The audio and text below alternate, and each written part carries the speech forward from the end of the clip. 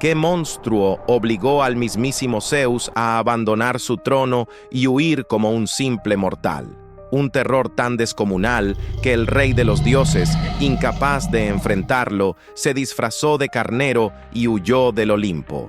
La criatura cuyo nombre los dioses temían pronunciar: Tifón, el horror que quebró el espíritu de los inmortales. En la mitología griega existe una criatura tan aterradora que los dioses olvidaron que eran dioses: Tifón, el monstruo que incluso Zeus temió. Imagina la escena. La fiesta de la victoria en el Olimpo se congela. El néctar se derrama de copas olvidadas. El martillo de Hefesto cae en un silencio mortal.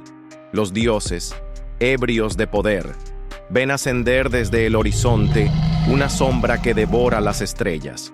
Una abominación con 100 cabezas de dragón que aúllan el fin de todas las cosas. Este es el terror que rompió el espíritu de los inmortales. La historia del día en que los dioses olvidaron que eran dioses. Si sientes que el eco de este horror primordial resuena en tu interior, si crees que estas historias prohibidas deben ser contadas, apoya a Templos y Titanes con un like, porque lo que estás a punto de escuchar es el secreto más oscuro y vergonzoso del reinado de Zeus. Tras la caída de los gigantes, el Olimpo era una fiesta perpetua.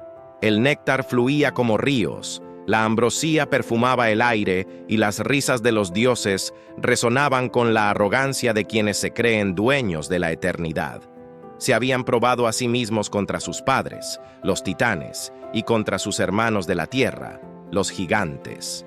Se creían invencibles, el orden definitivo, pero bajo sus pies, en las raíces más profundas de la creación, Gea lloraba. No era un llanto de ira, sino de una desolación tan absoluta que se volvió creativa en su destructividad. Su dolor la arrastró hacia abajo, más allá de los reinos de Hades, hasta el umbral del Tártaro, la prisión de sus hijos y la personificación de la nada. Allí, donde la luz muere y el tiempo se deshace, Gea entregó su esencia al abismo. Fue una concepción de puro nihilismo. El universo entero se convulsionó. Los mares hirvieron sin fuego, los cielos se oscurecieron sin nubes y las almas condenadas del Tártaro aullaron, no de dolor, sino de pavor ante lo que estaban haciendo a su lado. No era un ser vivo en el sentido que conocemos.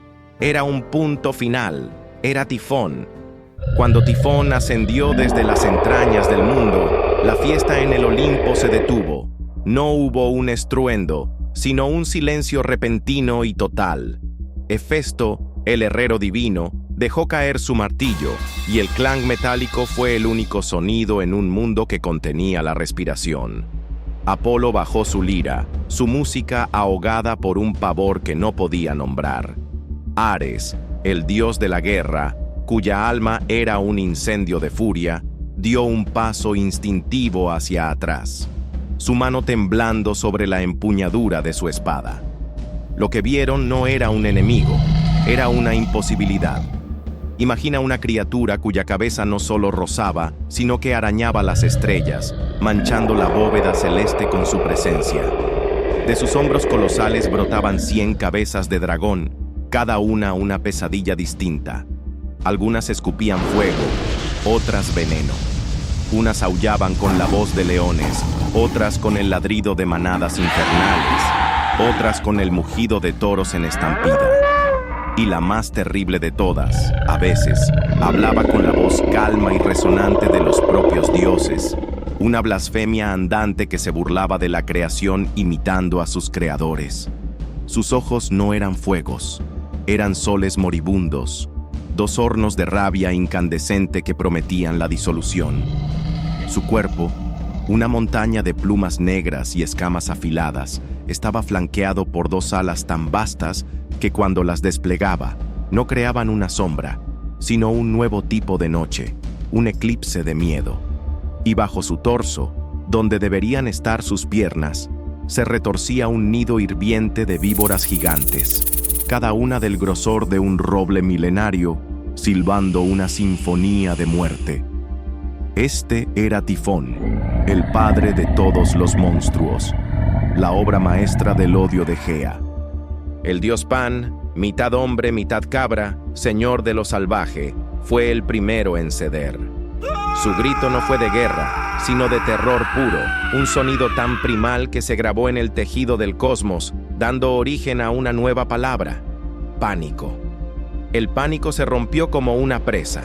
El miedo, esa emoción que los dioses creían reservada para sus juguetes mortales, se convirtió en su única realidad. El Olimpo, la fortaleza inexpugnable, se sintió como una jaula de cristal a punto de estallar.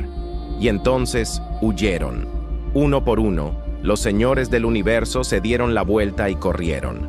No fue una retirada estratégica, fue una estampida de divinidades aterrorizadas. Se precipitaron hacia el sur, hacia las arenas antiguas de Egipto, una tierra impregnada de una magia diferente, esperando que sus desiertos pudieran ocultar su vergüenza. En un acto final de humillación, abandonaron sus formas divinas. Zeus, el rey del rayo, se convirtió en un carnero. Hera, la reina de los cielos, en una vaca blanca. Apolo, el dios del sol y la profecía, en un cuervo, graznando su miedo al cielo que una vez fue suyo. Dioniso, el dios del éxtasis, en una cabra. Artemisa, la cazadora indómita, en una gata, buscando refugio en las sombras. El glorioso panteón olímpico, el faro de la civilización, reducido a una colección de bestias asustadas, buscando la protección de deidades extranjeras. El universo quedó en silencio, con un solo soberano. El padre de todos los monstruos, Tifón, se sentó simbólicamente en un mundo vacío. Pero no todos huyeron. Dos figuras se alzaron entre las ruinas del Olimpo. Atenea, la diosa de la sabiduría y la estrategia, jamás se movió. Desde el primer rugido, se mantuvo firme. Su lanza apuntaba al abismo, su escudo resplandecía entre las sombras. Y aunque en sus ojos grises, normalmente un océano de calma táctica, brillaba ahora una tormenta, no dio un solo paso atrás. Sabía que la lógica no podía desmantelar una pesadilla, que la estrategia era inútil contra el caos encarnado, pero aún así, permaneció. Porque cuando incluso los dioses tiemblan, ella permanece, no como una diosa, sino como el espíritu indomable de la resistencia. A su lado estaba Zeus. Él también había huido, consumido por el terror, pero comprendió una verdad ineludible. No se puede escapar del fin, y así regresó, no como un dios omnipotente, sino como el último bastión entre el cosmos y el caos.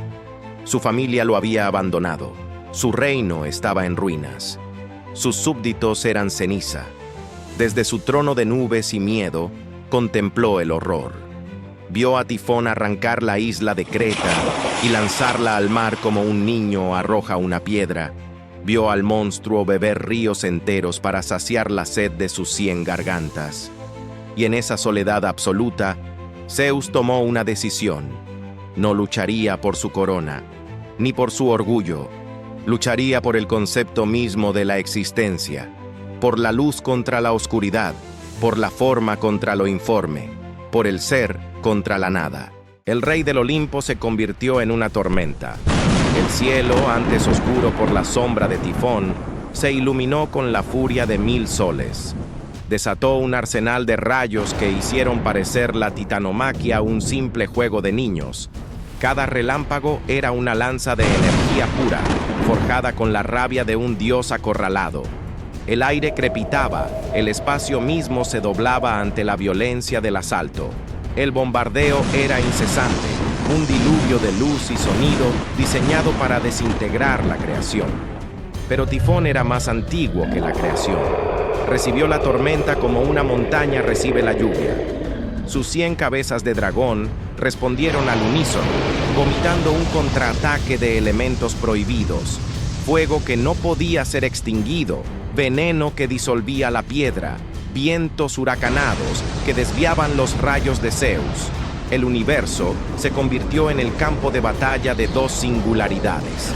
En un movimiento audaz, Zeus se abalanzó, empuñando la misma hoz de adamantina que su padre Cronos había usado para mutilar a Urano, un arma impregnada de la traición que dio origen a su propio linaje. Logró asestar un golpe terrible, abriendo una herida de la que brotaba un ichor tan oscuro que parecía absorber la luz. Tifón rugió y el cosmos tembló, pero en su dolor, el monstruo encontró una oportunidad. En un parpadeo, las serpientes de sus piernas se enroscaron alrededor de Zeus, inmovilizándolo. Con una fuerza que desafiaba la física divina, Tifón le arrebató la hoz y con una crueldad metódica le cortó los tendones de brazos y piernas, despojándolo de su fuerza, de su capacidad para moverse. El dios del trueno, el rey del universo, quedó reducido a un cuerpo inerte y tembloroso. Fue arrastrado, humillado y arrojado a una cueva en Cilicia. Sus tendones, la fuente de su poder divino, fueron escondidos bajo una piel de oso y puestos bajo la vigilancia de una monstruosa carcelera, delfín, mitad mujer, mitad serpiente. El orden había caído, el caos había ganado. El mundo se sumió en un crepúsculo de desesperanza. Tifón reinaba, y la creación misma parecía deshacerse bajo su presencia. Pero incluso en la noche más oscura, una chispa puede encender un incendio. Hermes, el dios de los ladrones, de los mensajeros y de los caminos imposibles, no podía aceptar la derrota. Su lealtad a Zeus, o quizás su orgullo, lo empujó a intentar lo impensable. Convenció a Pan, el único otro dios cuyo instinto no fue solo huir, sino gritar una advertencia para que lo ayudara. Juntos, emprendieron la misión más peligrosa de la historia. El mundo que atravesaron ya no era el suyo, era el jardín de Tifón. Los ríos corrían con veneno, los árboles susurraban amenazas y las sombras se movían con ojos que no les pertenecían. Cuando llegaron a la cueva Coricia, el plan se puso en marcha. Pan, con una valentía nacida de la desesperación, comenzó a tocar su flauta. Creó una melodía extraña, disonante y cautivadora, que llamó la atención de la guardiana Delfín. Mientras el monstruo se distraía con los sonidos, Hermes se deslizó en la oscuridad. Se movía como un fantasma, sus pies no tocaban el suelo, su aliento no empañaba el aire. Encontró los tendones de Zeus, envueltos en la piel de oso, y con la destreza de un cirujano divino, los recuperó. Con el tesoro en sus manos, se retiró con el mismo sigilo. De vuelta ante el cuerpo inerte de su rey, Hermes realizó la operación más delicada del cosmos. Conectó cada fibra, cada nervio, cada filamento de poder. Y entonces, el universo cambió. El poder no regresó a Zeus, explotó dentro de él. No fue una curación, fue una detonación. Se levantó, y la cueva se desintegró a su alrededor. Sus ojos ya no contenían la luz de las estrellas, contenían la furia de su nacimiento. Ya no era un rey, era un arma de destrucción cósmica, una singularidad de orden y venganza. Subió a su carro de guerra, tirado por corceles que galopaban sobre el aire mismo, y su grito de guerra fue un trueno que hizo que el propio Tifón, por primera vez, sintiera una punzada de duda. La segunda batalla comenzó. Fue una persecución apocalíptica. Zeus ya no lanzaba rayos, él era el rayo. Tifón, debilitado por la fruta engañosa que las Moiras le habían ofrecido en el monte Nisa, empezó a retroceder.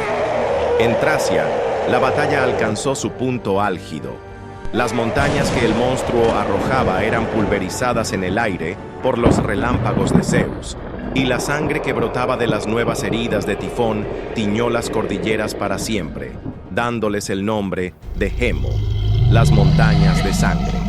La bestia, finalmente, sintió el frío de la mortalidad. Huyó, herido y exhausto, hacia el sur, hacia Sicilia, buscando desesperadamente el refugio de la tierra que lo había engendrado. Pero Zeus no le daría descanso. Viendo su oportunidad final, el rey de los dioses canalizó toda su ira, todo su poder, toda la energía del cielo y realizó el acto de fuerza más grande de la historia. Agarró la isla entera del monte Etna, la arrancó de sus cimientos con un grito que partió las nubes y la arrojó sobre su enemigo. La tierra rugió. Hubo un impacto que sacudió el planeta hasta su núcleo. El padre de todos los monstruos quedó sepultado bajo millones de toneladas de roca y magma. Su rugido de 100 cabezas se convirtió en un murmullo profundo, un temblor atrapado en las entrañas del mundo. No murió. El caos no puede morir, pero fue encarcelado, y hasta el día de hoy, cada vez que el Etna entra en erupción, es el aliento de fuego de Tifón, luchando por escapar de su tumba de piedra. Zeus regresó al Olimpo. El silencio que lo recibió era diferente. Ya no era el silencio del miedo, sino el de la reverencia absoluta. Los dioses volvieron de su vergonzoso exilio en Egipto, retomando sus formas divinas, pero algo en ellos se había roto para siempre. Miraron a Zeus no como a su hermano o a su rey, sino como a la fuerza inamovible que separaba la existencia de la nada. Su autoridad ya no era una cuestión de poder, sino un hecho fundamental del universo. La victoria era total, pero el cosmos estaba marcado. Antes de su caída, Tifón, con su compañera Equidna, la madre de todos los monstruos, había engendrado una progenie de pesadillas que se esparcirían por el mundo para atormentar a las generaciones futuras. Cerbero, el guardián de 3 cabezas del inframundo, la hidra de Lerna, cuyas cabezas se multiplicaban, la quimera, un león con cuerpo de cabra y cola de serpiente, el león de Nemea, cuya piel era impenetrable. Cada monstruo que los héroes tendrían que enfrentar era un hijo de Tifón, un recordatorio viviente de la guerra que casi lo acaba todo. La victoria de Zeus aseguró milenios de orden, pero nos obliga a hacer una pregunta terrible. Para derrotar el caos absoluto, se convirtió en una fuerza de destrucción tan inmensa que él mismo casi aniquila el mundo que intentaba proteger. Si para salvar la realidad, un rey debe desatar un infierno, ¿fue Zeus un salvador o el monstruo definitivo? Te leo en los comentarios. El trono de Zeus estaba a salvo de cualquier amenaza externa. Había vencido a su padre, a los titanes, a los gigantes y al abismo mismo. El orden estaba asegurado, pero la paz es un espejismo. El desafío más grande para su reinado no vendría de un monstruo nacido de la furia de la tierra. El verdadero peligro, la verdadera guerra, estaba a punto de librarse mucho más cerca, en los salones dorados del Olimpo, alimentada no por la furia, sino por la pasión, los celos y las intrigas inmortales. Porque cuando los monstruos duermen, los dioses conspiran, y sus juegos pueden destruir mucho más que el Olimpo.